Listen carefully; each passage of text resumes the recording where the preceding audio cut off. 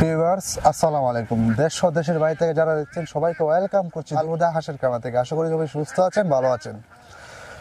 তো ভিউয়ার্স, আপনাদেরকে আল হুদা হাঁসের খামার থেকে নতুন একটি ভিডিওতে স্বাগতম। ভিউয়ার্স, আমরা যে সিট আজকে অবস্থান করছি আপনারা দেখতে পাচ্ছেন রানিং ডিম পাড়া হাঁস, এবং হাঁসকে আমরা খাবার দিচ্ছি এবং হাঁস সেটা নিজ দায়িত্বে খাবারগুলা খেয়ে নিচ্ছে। আমাদেরকে খাবার শুধু দিতেই হয়, আবার হাঁস নিজ দায়িত্বে আবার যেখানে যাচ্ছে দেখেন আমাদের হাঁসগুলো অসংখ্য ওইদিকে ছটিয়ে ছিটিয়ে রয়েছে। আমাদের এখানে 1000+ হাঁস রয়েছে, যেগুলা হাওরে আমরা ছেড়ে রেখেছি।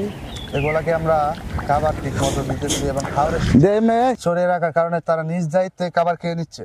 আমাদেরকে আবার তার জন্য কোনো কিছু করতে হইতেছে না, তারা নিজ দায়িত্বে নিজের মতো খাবার নিয়ে গেছে। এখানে ধান দেওয়া আছে, এখানে ধান খাইতেছে, ওইদিকে শামুক দেওয়া আছে, ওইদিকে শামুক খাইতেছে।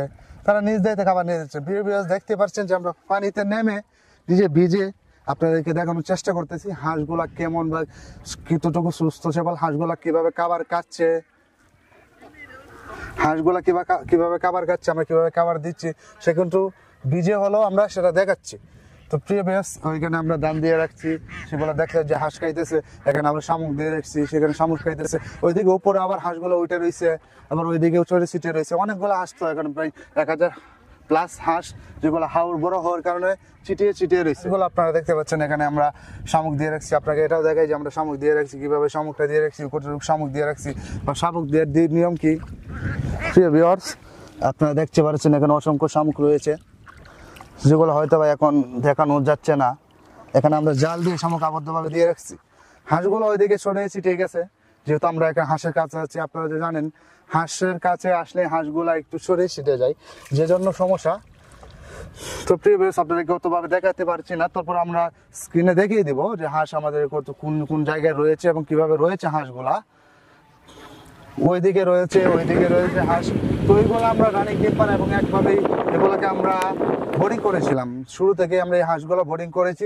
আপনারা জানেন যে আমরা সম্পূর্ণ ভ্যাকসিন সহ এবং 1 গ্রেড বাচ্চা দিয়ে বোর্ডিং দিয়ে থাকি। বোর্ডিং করে তারপরে হাঁসটাকে রানিং ডিম পাড়া পর্যন্ত নিয়ে যাই, তার আগেও আমরা বিক্রি করে দেই। আমাদের এখানে যেহেতু 1 মাস থেকে রানিং ডিম পাড়া পর্যন্ত হাঁস পাওয়া যায়, সেজন্য আমরা যখনই অর্ডার পাই যেটাই থাকে আমাদের কাছে, আমরা ওইটাই বিক্রি করে দিই। এই শেডটা আমাদের রাখছিলাম ডিম পাড়ার জন্য, যেহেতু আমাদের ডিম লাগে, আমরা যেহেতু ডিম ফোটাই সেজন্য এই শেডটা রেখেছিলাম ডিমের জন্য। যেহেতু হাঁস এখানে আছে, অনেকগুলো হাঁস রয়েছে, সেগুলো সম্পূর্ণ প্রায় 85%-এর বেশি ডিম দিচ্ছে এখন বর্তমানে, 85%-এর বেশি। এখন যেহেতু পানিতে আছে, পানিতে যদি আর একটু কমে আসে তাহলে আশা করি 90% পর্যন্ত যাবেন। আর এই সম্পূর্ণ 1 গ্রেড কাকি ক্যাম্পেল হাঁস। আপনারা জানেন যে বাংলাদেশে কাকি ক্যাম্পেল হাঁসটা সবচেয়ে বেশি পালন হয়, কারণ সেটা বাংলাদেশের ক্ষেত্রে কেটে যায়, সেজন্য হাঁসটা বেশি পালন করা হয় কাকি ক্যাম্পেল।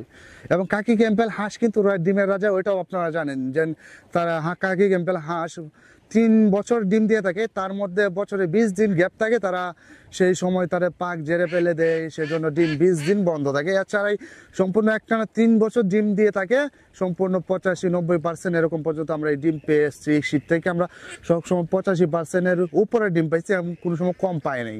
তাহলে আপনারা তো বুঝতেই পারছেন 85% ডিম হইলে কতগুলো ডিম হচ্ছে বা কতটুকু লাভজনক হচ্ছে। আপনারা হাঁস পালন আপনারা জানেন যে লাভজনক, আবার ক্ষতিজনকও আছে। কিন্তু যদি হাঁসটা আপনি সঠিকভাবে ভালোভাবে পালন করতে পারেন, সেই হাঁসটা আশা করি ইনশাল্লাহ লাভজনক হবে। এবং যেহেতু আমরা কামারি, আমাদের হাঁসের শীত আছে, তারপরে আমরা হাঁস ডিম থেকে হাঁসের বাচ্চা ফোটাই। আমরা ওইগুলাও কোনো এক ভিডিওতে আপনাকে দেখাবো যে কীভাবে আমরা হাঁসের বাচ্চা ফোটাই।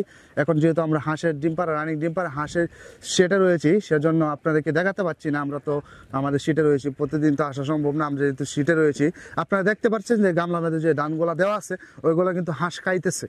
যেহেতু হাঁস ছড়িয়ে ছিটিয়ে গেছে, সেই জন্যই খাবার তো আমরা অনেক আগে দিয়েছি, সেজন্য হাঁস খেয়ে আবার শরীরে শীতে চলে গেছে, সেজন্য সম্পূর্ণ হাঁস দেখাতে পারছি না আমরা।